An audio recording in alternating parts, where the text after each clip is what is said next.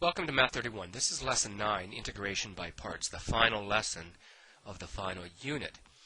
And the integration by parts gives us another method for integrating problems. And as you go through, get deeper and deeper into calculus, particularly integral calculus, you do find that you are learning specific methods. It's never quite as direct as is differentiation, or rarely. So the substitution method from the previous lesson was a good way to undo the chain rule. And integration by parts is more or less the undoing of the product rule. So if you were to consider the product rule from way back before, this is one version of it, not the way that we typically look at it, but a correct method nevertheless. If you're differentiating a product, uv, it's equal to v multiplied by du dx plus u times dv dx. And makes sense.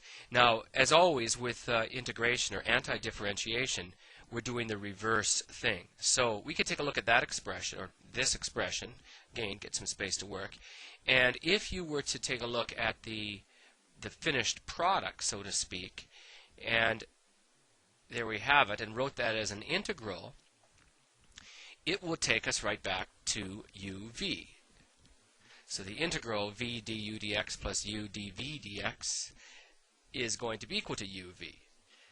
Now, that's a difficult form to work with. So if you take a look at the two integrals on the left, and you broke them into, or the one integral and broke them into two, you'll see that you can do that.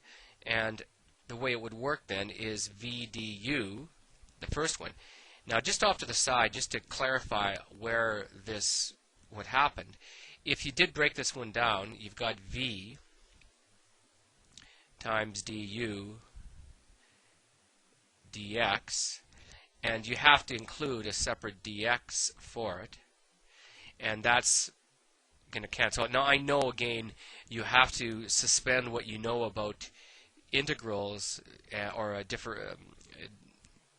derivatives, actually. Du over dx is not du divided by dx, but we're treating it like that, and it's not that we're doing anything wrong, it's just it gives us a convenient way to actually see what's happening, and so it's very tidy. So this is what we get then, is v du plus the integral of u dv by the same token is equal to uv.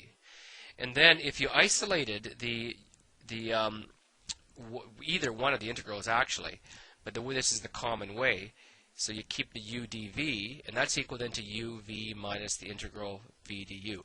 And that in itself doesn't look like it's going to do much for us, but it is integration by parts, and it also does, or actually does, make things possible that were not possible before.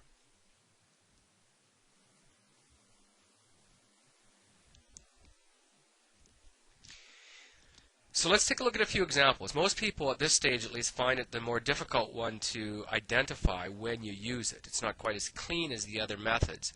However, the strategy that most people use is they first off try to use regular anti-differentiation. If that doesn't work, or they sense quickly that it won't work, they try substitution. And failing that, like if substitution doesn't work, then they turn to integration by parts. Because this is a pretty common example. What you're doing is you're multiplying x by the sine of 4x and trying to integrate that. Now, your first impulse might be to you try substitution. For example, letting u be equal to 4x and then solving it like that. But you're going to find that it isn't going to work too well. And then in the sense that you won't be able to eliminate that x outside of it. So then you recognize, okay, well, this might be an integration by parts one, until your eye catches up. And integration by parts, when you look at it, you're breaking it into, I'm going to write this up at the top so I can refer to it. If you're trying to integrate u dv, it will be equal to the product of u times v minus the integral v du. And it doesn't look like it's that helpful, but in fact it will be.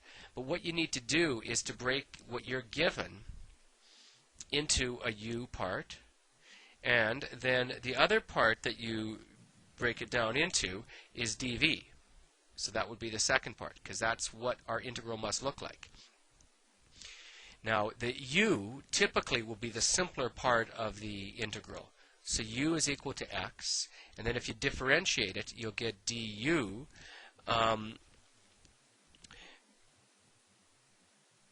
dx is equal to 1.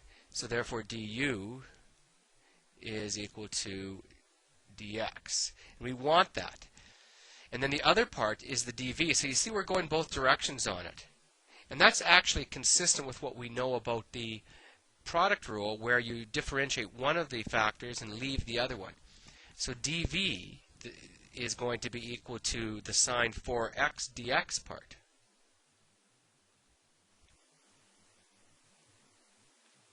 So now what we have to do is anti-differentiate that to find out what v is equal to. And it works out pretty well, because the antiderivative of sine 4x is 1 over 4 cos 4x. But don't forget, you need a negative.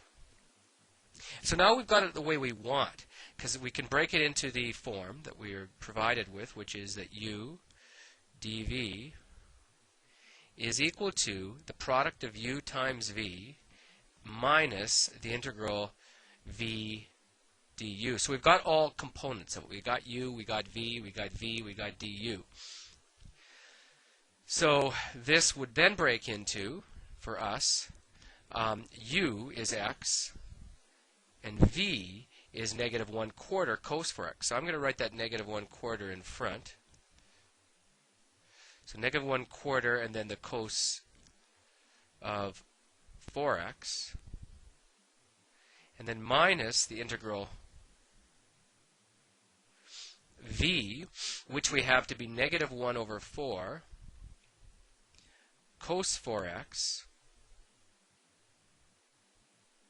multiplied by du, which is just equal to dx. And that's perfect, because now we have the dx part of that. Now we can do a couple things with this, but one thing that I certainly recommend is to take the negative 1/4 out and write this then as plus 1/4 the integral cosine of 4x dx. See, that one we can handle. And then this will come down. I'll write it down afterwards. Because the antiderivative of cosine 4x is going to be 1 over 4 sine 4x. We already have a factor of 1/4 there. And then we carry that first one down, and we get negative 1 over 4 x cos 4x minus. And then don't forget, we still need a plus c at the end of all this. So when we get it completely simplified, we'll get negative 1 over 4 x cosine 4x minus, okay, should be plus, I guess, right? Because that did turn into a positive. So plus 1 over 16 sine of 4x plus c.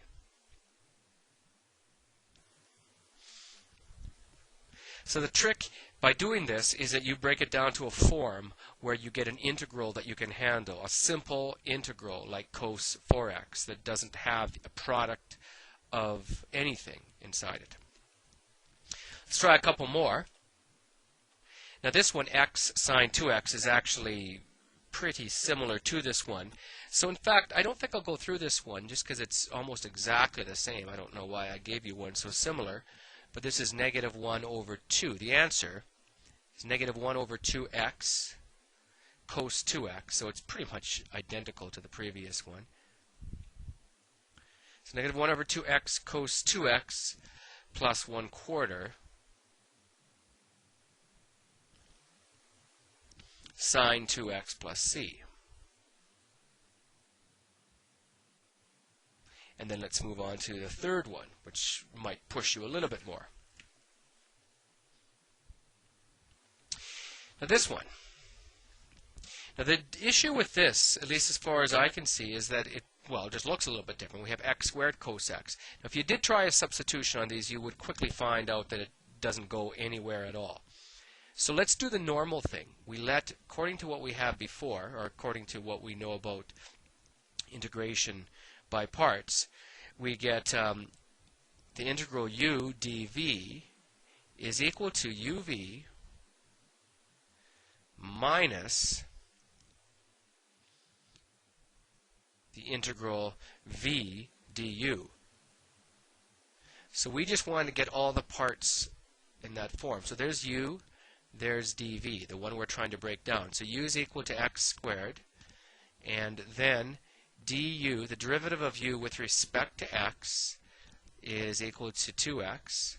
So therefore, dx is equal to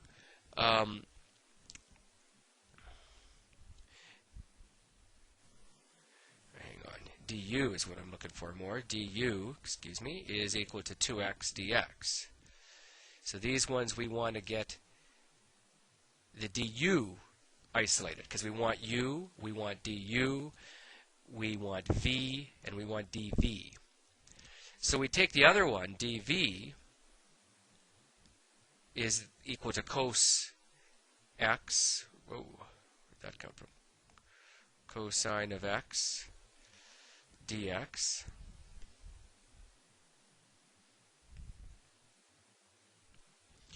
And then v would be equal to, well, the antiderivative of cos is going to be sine. There's no factor in front, so it's just straight sine of x. So everything's looking fine. So we break this one down into uv, so that's x squared times sine x, and then minus the integral v, which is sine x, times du, which is, so times 2x dx. Now the problem is that doesn't go away on us, and that's what we want. If you made a substitution now, you've still got sine x and you got 2x. It's really similar to what we saw in the previous question. So you have to do again. So you have to do integration by parts one more time.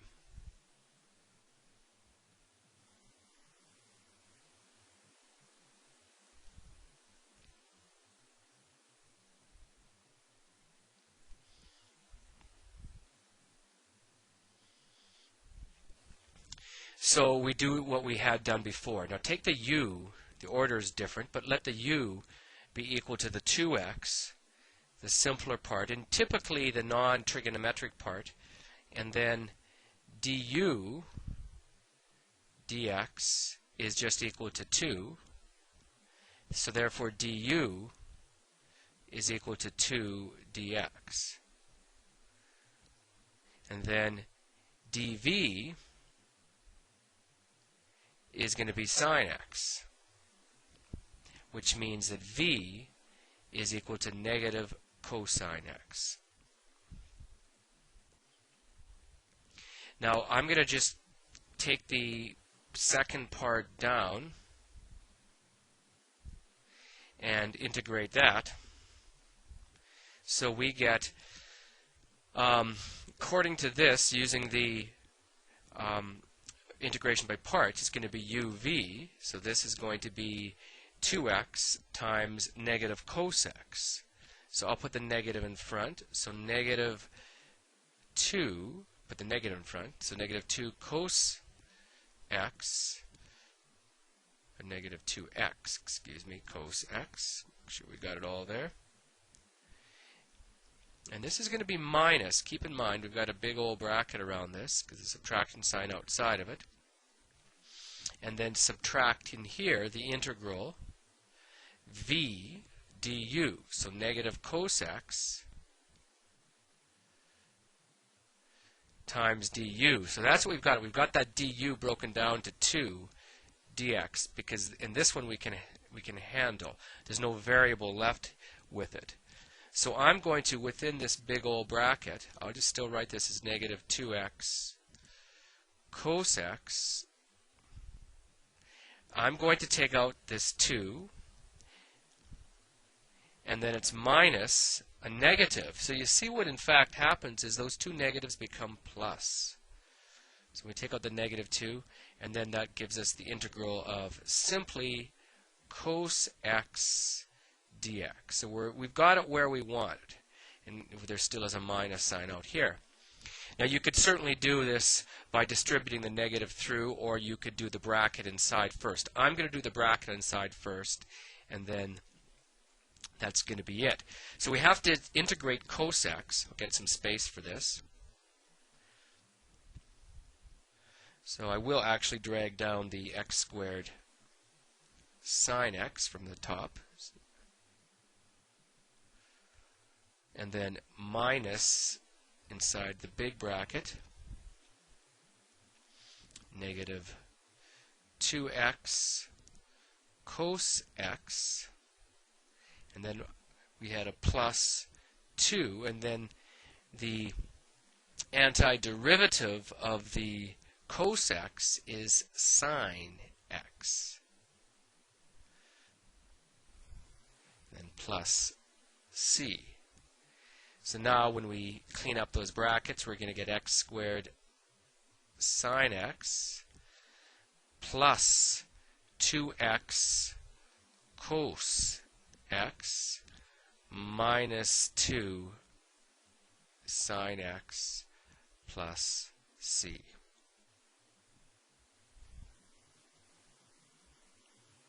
And there we have it. So it works out pretty nice. We just needed to keep doing the integration by parts until we had it broken down to no more parts in the integral. So we had no more x terms, just one expression that we can work down. So that's it. And this lesson 9 concludes the Unit 7 on antiderivatives. So thank you for your time.